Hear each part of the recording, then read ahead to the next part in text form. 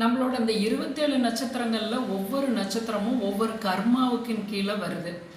புதன் கர்மாவான ரோகிணி, உத்திரம், பூராடம் இந்த 3 நட்சத்திரக்காரர்களுக்கும் எதில் உங்களுக்கு ஒரு டேமேஜ் ஆகும் அப்படின்னா, உங்களோட தொழிலில் நீங்கள் உங்களை போல் இந்த ரோகிணி, உத்திரம், பூராடம் போல் ஒரு பர்ஃபெக்டான ஒரு தொழில் செய்கிறவங்களை நம்ம பார்க்க முடியாது. அந்த அளவுக்கு உங்களோட அதாவது இப்போ ஒரு தொழில் புதுசாக வருது அப்படின்னா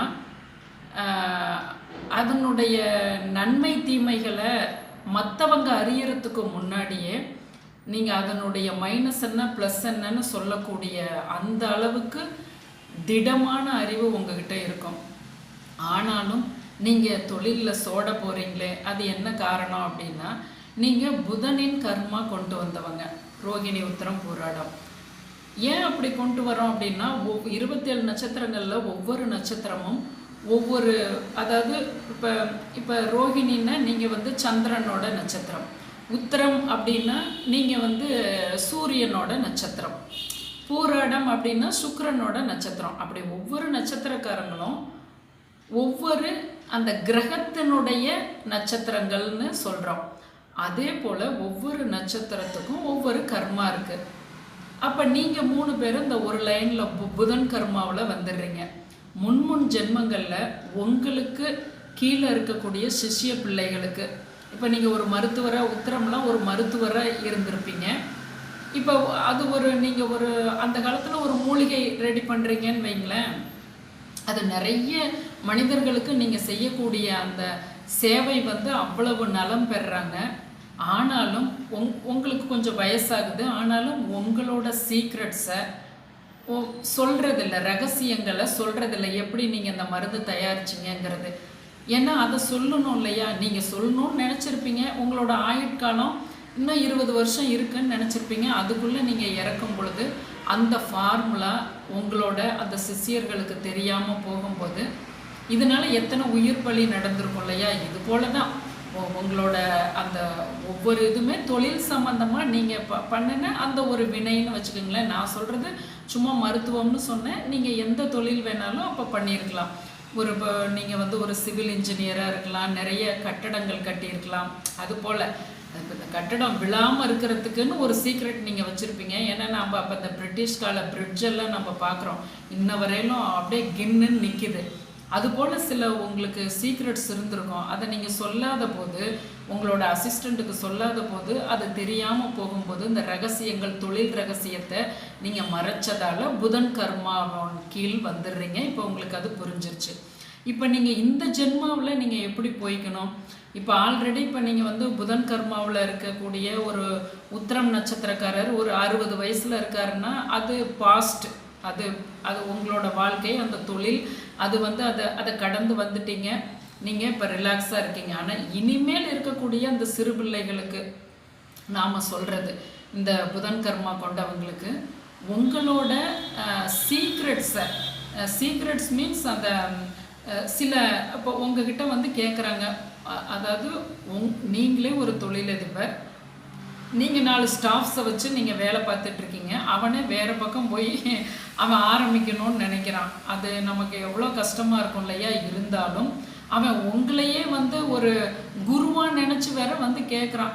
நான் இது போல் இந்த இடம் எனக்கு பரவாயில்லையா, அதாவது அந்த இடம் அவன் அமைக்கக்கூடிய இடம், அவன் அந்த அளவுக்கு உங்களோட ஆர்டரை கொடுன்னு அவன் கேட்க போகிறதில்ல. இந்த இடம் பரவாயில்லையா, இந்த இடம் அமைச்சா சரியாக இருக்குமா, இன்னென்ன பொருள் வாங்கினா சரியாக இருக்குமான்னு உங்ககிட்ட ஒரு கைடாக கேட்கும்போது நீங்கள் அந்த பழைய கோபத்திலே இல்லாமல், நீ செய்ப்பா நல்லா வளர்ந்துவான்னு மட்டும் நீங்கள் அப்படி ஒரு ஆசீர்வாதம் மாதிரி பண்ணுங்க.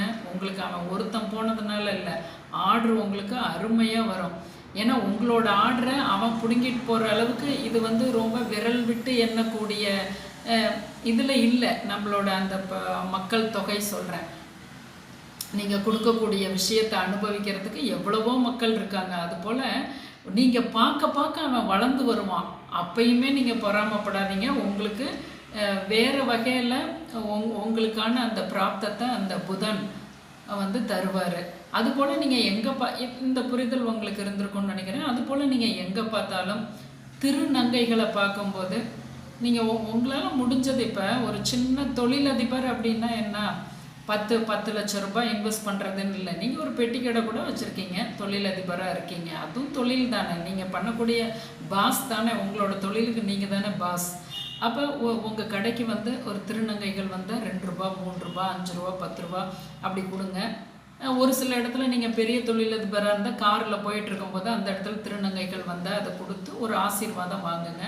அவங்க திட்டுறாங்கங்கிறதெல்லாம் நீங்கள் பெருசுப்படுத்த வேணாம். 2 ரூபா பெட்டி கடைக்காரனா நீங்கள் ஒரு 2 ரூபா தந்தீங்கன்னா அவங்க திட்டிட்டு போகிறாங்கங்கிறதுனால அதெல்லாம் நீங்கள் மனசில் வச்சுக்காதீங்க.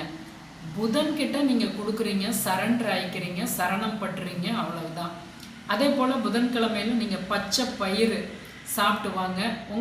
உங்கள் வீட்டில் எது அவங்களுக்கு தெரியுதோ அது போல் ஒரு உணவாக செஞ்சு கொடுக்க சொல்லுங்கள். இல்லைன்னாலும் ஒரு கைப்பிடியை ஊற வச்சிங்கன்னா சாயந்தரம் அதை ஒரு உப்பு போட்டு வேக வச்சிங்கன்னா கொஞ்சம் ஒரு 5-6 சாப்பிட்டுக்கலாம். அதுபோல் பச்சை நிறத்தை புதன்கிழமை போட்டுவாங்க. அதுபோல் குழந்தைகளுக்கு புதன் அப்படின்னா கல்வி. அப்போ உங்களால் முடியும். ஒரு ஸ்லம் ஏரியாவில் 50 குழந்தைகள் இருக்குது. வருடத்துக்கு ஒரு முறை உங்களால் முடிஞ்ச ஸ்லேட்டு, பென்சில், ரப்பர் இது போல் கொடுங்க.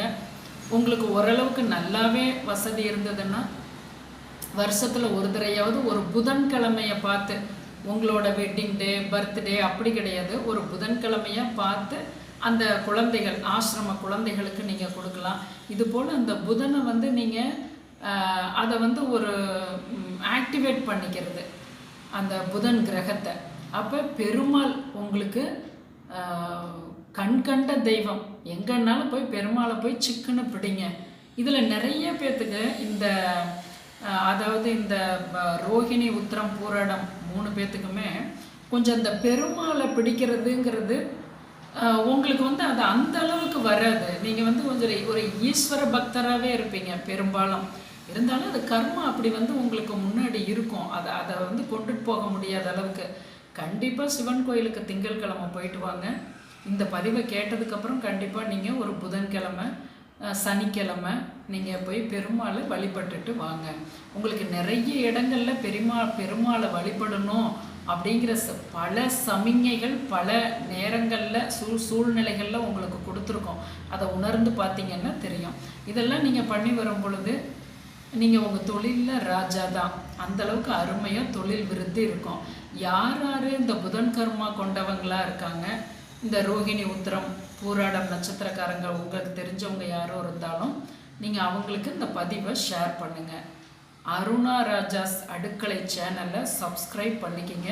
நான் நிறைய கனவு பலன்கள், கனவுக்கான பலனை ஆத்மார்த்தமாக நான் வந்து கொடுத்துட்டு வரேன்.